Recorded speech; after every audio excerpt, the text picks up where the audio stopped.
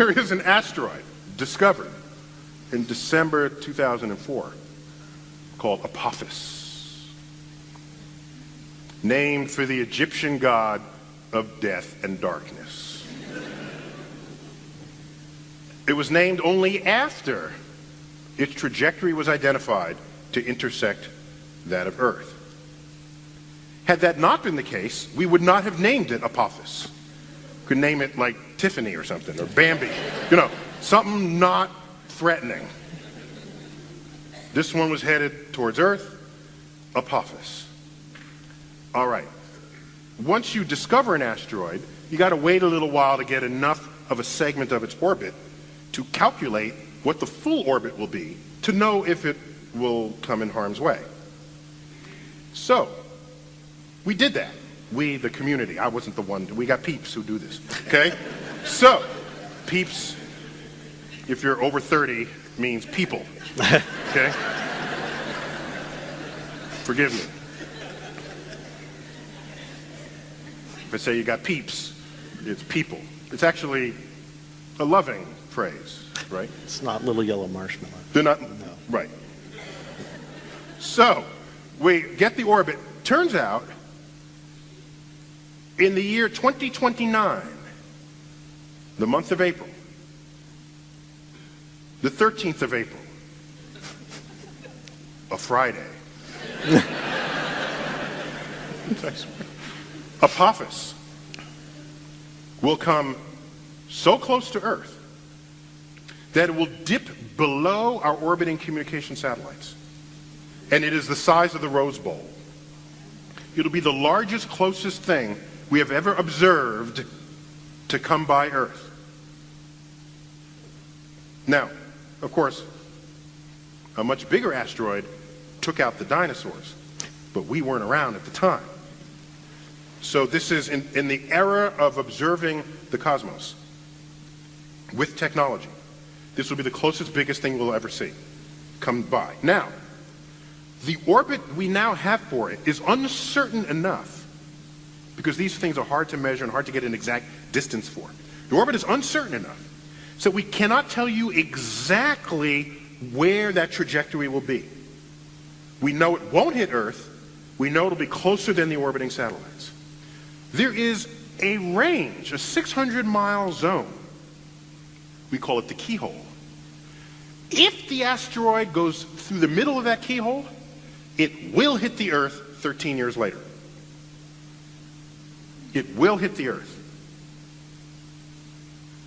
500 kilometers due west of Santa Monica. So it doesn't matter where it goes through that keyhole. Now, that's if it goes through the center.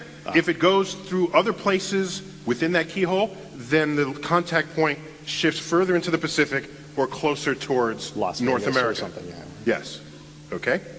But if it goes through the center, it hits the Pacific Ocean, plunges down into the Pacific to a depth of 3 miles, at which point it explodes, cavitating the Pacific in a hole that's 3 miles wide, 3 miles deep. That will send a tsunami wave outward from that location.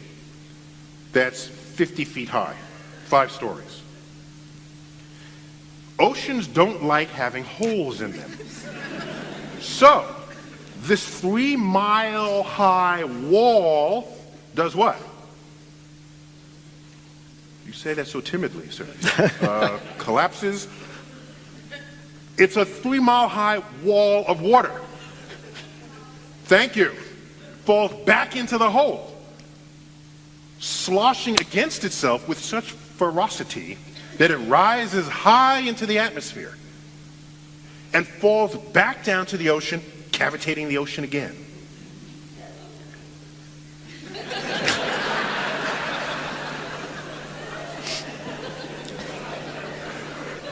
So now you make a cavity a second time. This cycle takes about 50 seconds. You can calculate it, okay? So here comes the first tsunami, and 50 seconds later comes another tsunami. So there you are on the beaches of Malibu. Tsunami comes in. Now, unlike the tsunami in Indonesia, which was one wave that went deep into the shore.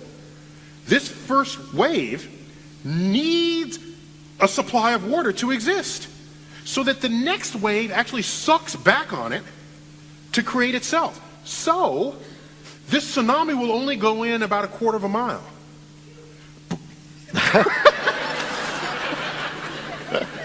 We have the sound effects person in the upper row there. So it only goes in a quarter mile before it gets sucked back out for the next wave to come. Here's the problem. Whatever was there on the coastline is now brought back out to sea. And the next tsunami brings it back to the shore. All the $1 million homes in Malibu, they get taken out to the sea and then back. But this time they're in a slightly different shape, okay?